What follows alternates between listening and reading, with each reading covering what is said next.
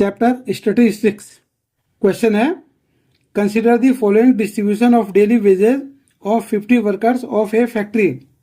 Daily wages in rupees, यह है number of workers 500 10 520, number of workers है 12, 520 10 540 14, 540 10 560 8, 560 10 580 6, 580 10 610। अब find the mean daily wages of workers of factory by using N appropriate method. Solution है, हम इस case में assume mean method use करेंगे या इसे स्टेप डेविएशन भी बोलते हैं। Is use to find the mean daily wages. Here let us assume mean A be 550, the middle of class mark.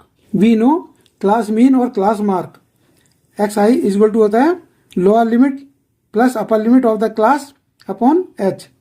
Step deviation ui is equal to xi minus a upon h.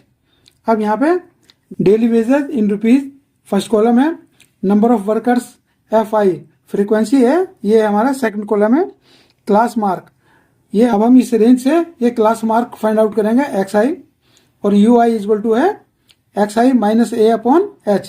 Here a is equal to 550 हमने assume किया था और h is equal to 20, यहाँ से class mark लेंगे और अब हम इसको fi ui को मल्टीप्लाई करके इस कॉलम में लिखेंगे। तो यहाँ से आया फर्स्ट कॉलम है 500 10 520 क्लास में, नंबर ऑफ वर्कर्स हैं 12। अब ये क्लास मार्क होता है x1 प्लस x2 अपॉन 2 यानी कि 510। अब ui आई की वैल्यू है 1 है इज इक्वल टू 510, ये 510 एक्स आई माइनस ए के लिए लिखा हमने 550 अपॉन एच के लिए लिखा 20, तो ये सिंप्लीफाई करके आया -2। अब यहाँ से हमने एफ आई और यू आई को मल्टीप्लाई किया तो ये आ गया 12 multiplied by -2 is equal to -24। Second case में 520 10 540 ये रेंज थी, इसमें नंबर ऑफ वर्कर्स है 14, class mark x1 plus x2 यानी कि 520 plus 540 upon 2 is equal to 530 आ गया। अब u2 is equal to xi के लिए लिखा हमने 530 माइनस a के लिए लिखा 550 अपॉन 20 इज इक्वल टू -1। अब हम fi ui की वैल्यू फाइंड आउट करते हैं, तो fi है 14 और ui है 1, मल्टीप्लाई किया तो आया -14। नेक्स्ट केस में 540 10 560 रेंज है, नंबर ऑफ वर्कर्स है 8, तो क्लास मार्क आ गया 540 प्लस 560 ऐड करके 2 से डिवाइड किया तो 550 आया। u3 इज इक्वल टू 550, ये क्लास मार्क 550 है माइनस ए की वैल्यू 550 एज्यूम की थी अपॉन एच के लिए लिखा हमने 20, तो ये 550 माइनस 550 अपॉन 20 आया 0। अब fi u3 को मल्टीप्लाई किया तो आया हमारा 0।